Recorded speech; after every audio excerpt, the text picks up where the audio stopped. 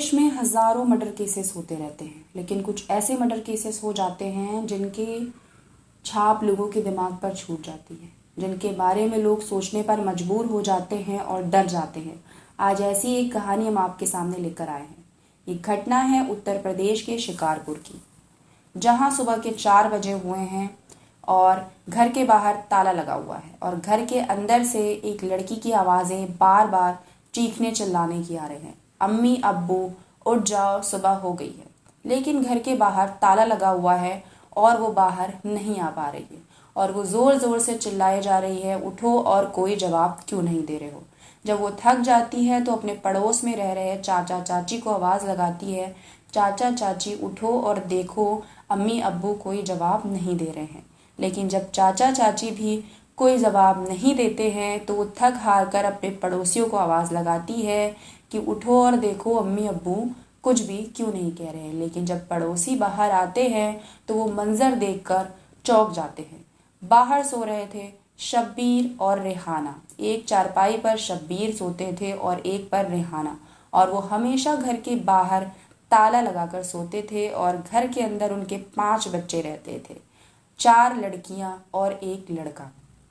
बाहर उनके जानवर बंधे होते थे जिनकी देखभाल करने के लिए वो बाहर सोते थे, क्योंकि उनका दूध और मक्खन ये जैसी चीज़ों को बेचकर वो अपना घर चलाते थे।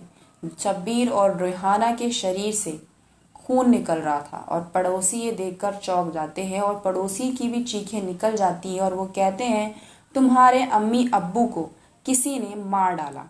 और ये सुनकर लड़की बेचैन हो जाती है और वो दीवार कूदकर बाहर आ जाती है और बाहर आकर ज़ोर ज़ोर से चीखने चिल्लाने लगती है। लड़की की आवाज़ें सुनकर आसपास के मोहल्ले के लोग भी दौड़कर आ जाते हैं। जब लोग देखते हैं तो चौंक जाते हैं, लेकिन उनमें से कोई एक शख्स ये देखता है कि शब्बीर की अभी भी सांसें चल रही है, लेकिन रेहाना अब इस दुनिया में नहीं थी। शब्बीर को आनन फानन में अस्पताल ले आ जाता है, लेकिन वहाँ पर भी शब्बीर दम तोड़ देते हैं और डॉक्टरों का कहना है कि वो अब नहीं रहे।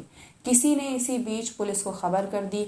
एसपी, डीएसपी और शहर के सारे बड़े अधिकारी उस वक्त उस मोहल्ले में इकट्ठा हो गए।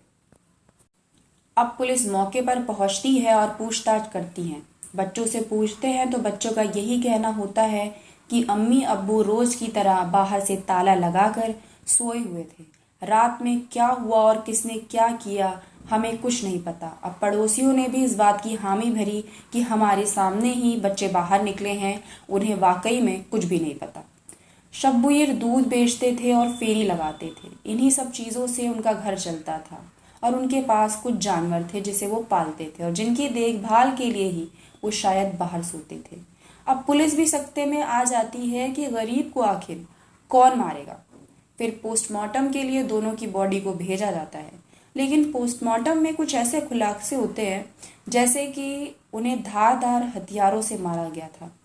लेकिन एक अजीब सी बात होती है कि उनके खाने में शायद कोई नशीली दवा मिलाकर उन्हें दी गई थी, या फिर कोई इंजेक्शन या कुछ भी उन्हें ऐसा दिया गया था जिसकी वजह से उन लोगों ने खुद को बचाने की कोशिश नहीं की और जो हत्यारा था उन्हें बहुत ही आसानी से मारकर चला गया। पुलिस को ये चीज़ें बहुत ज़्यादा कंफ्यूज कर रही थी और समझ में नहीं आ रही थी। अब पुलिस ने 5 टीमें बना दी। वो पांचों टीमें इस मर्डर केस को बारीकी से जांच करने लगी, क्योंकि अब पुलिस के ऊपर दबाव बढ़ रहा था। अब पुलिस ने आसपास के सारे सीसीटीवी जो फुटेज हैं उन्हें भी खंगालना शुरू कर दिया कि रात में उस वक्त कौन आया था, कौन गया था। सारे पॉइंट जो है वो पुलिस चेक करने लगी। कब तकरीबन 100 लोगों की पुलिस जो है वो लिस्ट बनाती है जो उन लोगों के बेहद करीब थे, उनके घर आते जाते थे या उनसे बातें किया करते थे, और सबकी कॉल डिटेल्स भी निकलवाती है। लेकिन ये सब करने में 12 से 13 दिन बीत जाते थे, लेकिन जनता को अब भी जवाब चाहिए था। आखिर इस तरह गरीबों को भी एक साजिश की तहत अगर मारा जाएगा तो लोग कहाँ तक सुरक्षित रहेंगे। लोगों ने बाहर सोना छोड़ दिया था। अपने जानवरों के लिए भी लोग चिंतित थे। कई लोग अपने जानवरों को देखने के लिए बाहर सोते थे या फिर अपनी खेती का सामान, इन सब वजहों से भी गांव में अक्सर लोग बाहर सोते हैं। लेकिन अब डर का माहौल लोगों में बढ़ता जा रहा था, लेकिन पुलिस अब प्रेशर में नहीं आ रही थी। पुलिस दबाव में नहीं थी क्योंकि पुलिस चाहती थी जो मुजरिम है वही सलाखों के पीछे जाए, किसी वो बेगुनाह को सलाखों के पीछे जल्दीबाजी में नहीं डालना चाहती थी। अब पुलिस को एक वायरल क्लिप मिलती है, घूमते घूमते किसी बड़े अधिकारी के मोबाइल पर वो क्लिप आ जाती है और उस क्लिप में ये बात होती है कि मुझे कुछ दवाइयाँ चाहिए, नींद की गोलियाँ चाहिए। अब पुलिस ये सुन के सख्ते में आ जाती है क्योंकि इस केस में भी कुछ नशीली दवाइयों का जिक्र था। अब पुलिस उस आवाज़ को जब मैच करती है तो घर की जो बड़ी बेटी होती है, जिसकी उम्र तकरीबन 14.5 साल की होती है बहनों में, उसकी आवाज़ इस आवाज़ से मैच होती है। अब पुलिस तुरंत आनन फानन में उस लड़की के पास जाती है और लड़की से पूछताछ करती है। तो लड़की जो बातें बताती है वो इस तरह थी। लड़की का कहना था कि उसके परिवार में सब कुछ अच्छा चल रहा था, सब सही चल रहा था, वो लोग खुशहाल थे। लेकिन उनके घर में एक दिन एक शख्स की एंट्री होती है। उस शख्स का नाम था शब्बीर और वो उसे पसंद नहीं करती थी। शब्बीर जब भी घर में आता था तो माँ उसके लिए अच्छा खाना बनाती थी, उसकी खिदमत करती थी और उसके बाप को भी इस बात से शायद फ़र्क नहीं पड़ता था। उसे अपनी माँ और शब्बीर पे शक था। यहाँ तक कि मोहल्ले वालों ने भी कुछ ऐसी बातें बाद में टीम को बताई जो शायद इस बात के लिए सही नहीं थी। लेकिन अगर कोई इस दुनिया में नहीं है तो उसके लिए कुछ कहना सही नहीं होगा। अब लड़की जो देखती थी अब वो वही करना चाहती थी। अब वो इंस्टाग्राम पे और सोशल मीडिया साइट्स पे रील्स बनाने लगी। उसे नाचना गाना पसंद आने लग गया। अब उसे लड़कों से दोस्ती करना अच्छा लगने लग गया।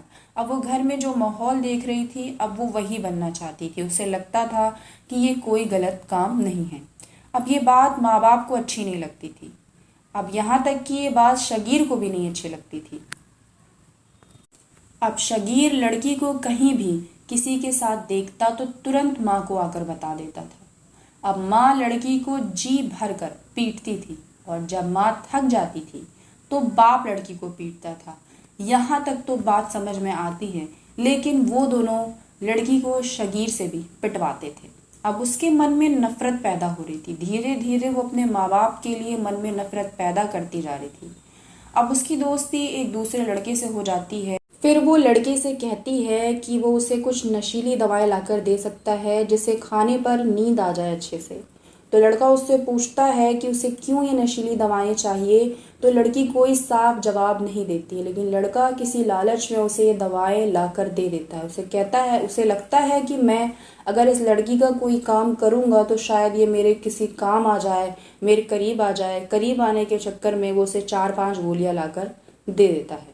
अब उन गोलियों को अपने माँ बाप के चाय और दूध में मिला देती है और रात होने का इंतज़ार करती है। और जब रात होती है तो माँ बाप के पास जाकर चारपाई पर बैठ जाती है। और जब चारपाई पर बैठ जाती है तो माँ बाप से कहती है, अम्मी अब्बू सो गए क्या। लेकिन अम्मी अब्बू कोई जवाब नहीं देते हैं और गहरी नींद में चले जाते हैं। ये देखकर वो खुश हो जाती है मन ही मन और घर के अंदर चली जाती है। उसके दिमाग में शायद कुछ बन रहा था। अब वो घर के अंदर जाती है और इसी तरह कुछ दिन बीत जाते हैं।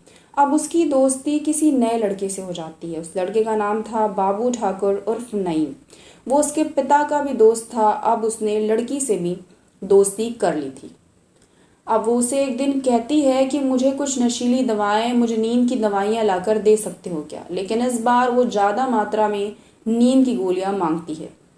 अब लड़का लालच में आ जाता है। उसे भी पहले लड़के की तरह लालच होता है कि वो उसका कोई काम करेगा तो शायद लड़की उसके करीब आ जाए।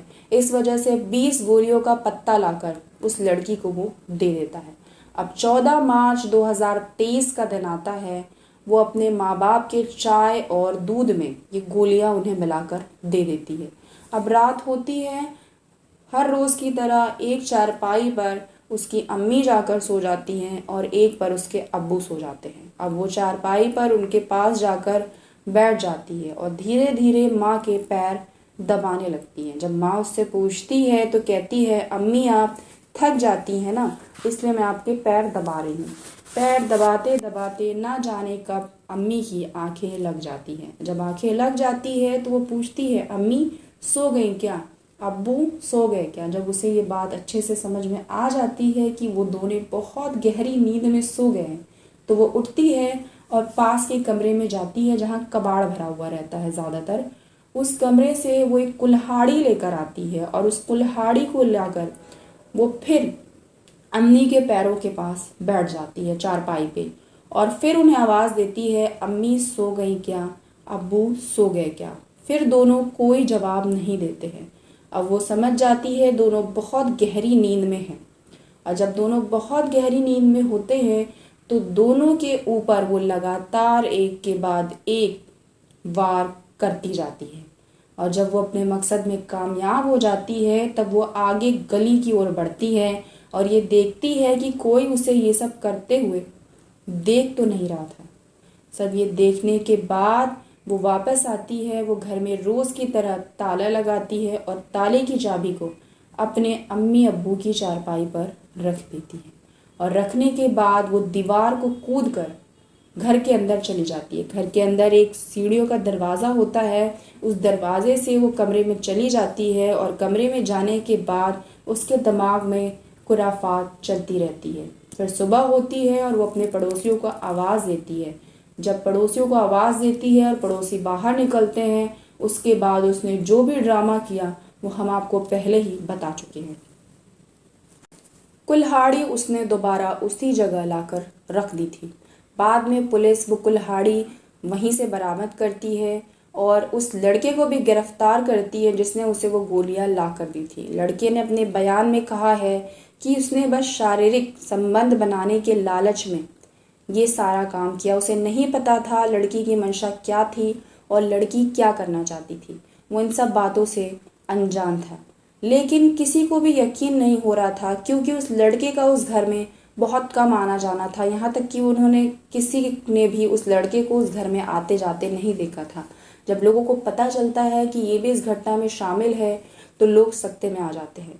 वो तो बस शारीरिक संबंध के लालच में ये सब कर रहा था। जब पुलिस और एसपी जैसे बड़े अधिकारियों लड़कियों का बयान लेते हैं कि उसने आखिर इन सब घटनाओं को इसी तरह ही क्यों अंजाम दिया, कुल्हाड़ी से इस तरह अपने माँ बाप को क्यों मारा, तो उसका बयान था, उसने बताया आज से लगभग 2 साल पहले करीब 2020 और 21 की बात है।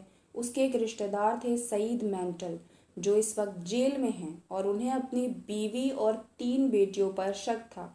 उन्हें लगता था कि वो चारों चरित्रहीन हैं, इसलिए उन्होंने एक दिन कुल्हाड़ी उठाई और इसी तरह सबका एक एक करके कत्ल करते गए। लेकिन जब बात छोटी बेटी पर आती है तो वो ज़ोर ज़ोर से चीखी और चिल्लाई और वो बच गई। वो आज भी जिंदा है। उसने ये तरीका यहीं से सीखा और इस तरीके को अपने घर में इस्तेमाल किया। माँ बाप को मारने के बाद भी 14 साल की लड़की की मनोस्थिति इतनी ज़्यादा नॉर्मल कैसी थी। वो लड़की इतने दिनों तक नॉर्मल थी। उसने किसी से भी ये बातें नहीं बताई। उसने अपने अंदर इतने सारे राज को कैसे दबा रखा था, और वो इसके साथ साथ उसके अम्मी अब्बू के मरने के बाद भी वो रील्स बनाती थी और सोशल मीडिया पर डालती थी। उसे कोई भी एहसास नहीं था कि उसके माँ बाप इस दुनिया में नहीं हैं। उसने इतना बड़ा गलत काम किया है। लेकिन जब मनोचिकित्सक को उसे दिखाया गया तो उनका कहना था कि उसकी उम्र भले ही छोटी हो लेकिन उसकी हरकतें बिल्कुल बड़ों वाली है।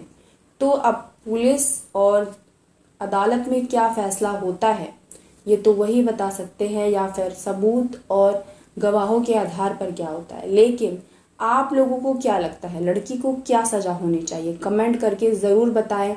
और माँ बाप ने क्या गलती की, वो बाहर ताला लगाकर सोते थे, उन्हें डर था कि लड़की रात को किसी को बुला न ले और कोई गलत काम ना कर दे। आखिर 14.5 साल की तो उम्र थी उसकी। तो इन सब सारी चीज़ों पर आपका क्या कहना है आप कमेंट बॉक्स में ज़रूर बताएं। और जाते जाते सब्सक्राइब का बटन दबाना बिल्कुल ना भूलें।